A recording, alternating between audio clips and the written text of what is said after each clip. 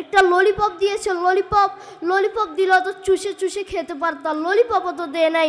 আপনারা বেগুনা আল্লাহ দোয়া করিয়েন কেন?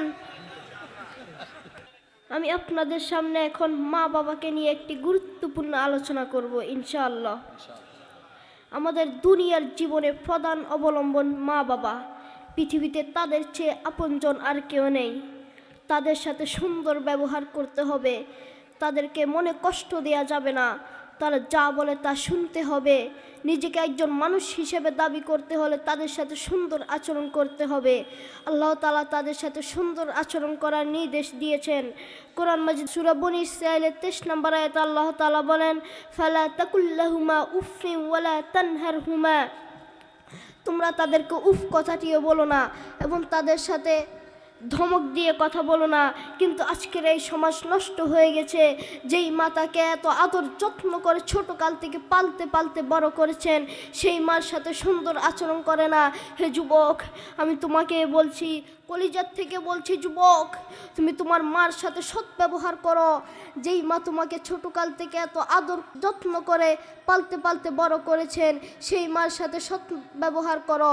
তুমি জানো তোমার মা কি জিনিস? তোমার মা যদি তোমাকে একবার বদদুয়া দেয়, তোমার জীবনটাই শেষ হয়ে যাবে, তোমার লাইফ শেষ হয়ে যাবে, ঠিক কিনা? সৌদি আরবের প্রায় যুবকরা তার মা বাবাকে ঘরে রাখার জন্য ঝগড়া করে। এক ভাই আরেক ভাইয়ের সাথে ঝগড়া করে। এক ভাই বলে মাকে আমি রাখবো, আরেক ভাই বলে না মাকে আমি রাখবো।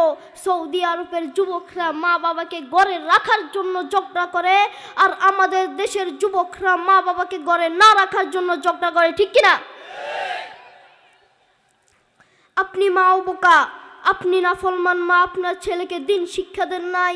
আপনি যদি আপনার ছেলেকে দিন শিক্ষা দিতেন, আপনার ছেলে আপনাকে ঘর থেকে বের করে দিত না। আপনি নাফরমান মা, আপনার ছেলেকে দিন শিক্ষা দেন নাই, এই জন্য আপনাকে ঘর থেকে বের করে দিয়েছে। আপনি আপনার ছেলেকে বলেন বাবা তাড়াতাড়ি ঘুমাও, সকালে উঠে স্কুলে যেতে হবে। বাবা তাড়াতাড়ি ঘুমাও, সকালে অঙ্ক টিচার আসবে। বাবা তাড়াতাড়ি ঘুমাও, সকালে ইংরেজি টিচার আসবে। আপনি নাফরমান মা অঙ্কর কথা বললেন, আপনি নাফরমান মা ইংরেজির কথা বললেন। আপনি নাফরমান মা একবারও বলেন নাই বাবা তাড়াতাড়ি ঘুমাও, সকালে উঠে আল্লাহর কোরআন পড়তে হবে, ঠিক কিনা? এক পাগলা দোয়ার আয়োজন করছে। এক লোক তাকে জিজ্ঞেস করলো, ভাই আপনি কার জন্য দোয়ার আয়োজন করছেন? লোকটি বলল, নেইমার অসুস্থ, তার জন্য দোয়ার আয়োজন করছি। নাউজুবিল্লাহ, তুমি নিজেকে মুসলিম মনে করো, তুমি নিজেকে মুসলমান মনে করো, অথচ তুমি ব্রাজিল আর্জেন্টিনার পিছনে দৌড়াও। যেই মা তোমার জন্য সারা জীবনটা কষ্ট করেছেন, সেই মার জন্য তুমি কি করেছো? সেই মার জন্য তুমি কি করেছো? কিচ্ছু করতে পারো নাই, অথচ তুমি ব্রাজিল আর্জেন্টিনার জন্য সব করে ফেলতেছ। ব্রাজিল আর্জেন্টিনা তোমাকে এ পর্যন্ত কি দিয়েছে?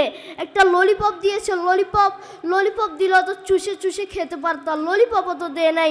আপনি মা আপনার ছেলের খোঁজ নিয়ে দেখেন, আপনার ছেলে সারাটা দিন ব্রাজিল আর্জেন্টিনার জন্য দোয়া করে, আপনার জন্য এক ফোঁটাও দোয়া করে না, ঠিক কিনা?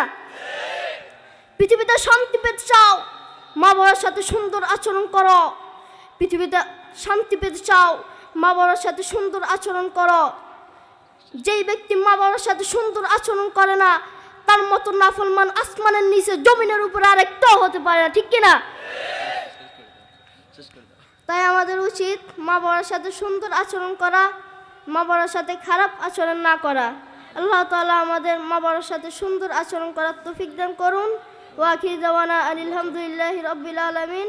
আপনারা বেগুনা আল্লাহ দোয়া করিয়েন কেন? আসসালামু আলাইকুম ওয়া রাহমাতুল্লাহি ওয়া বারাকাতুহু।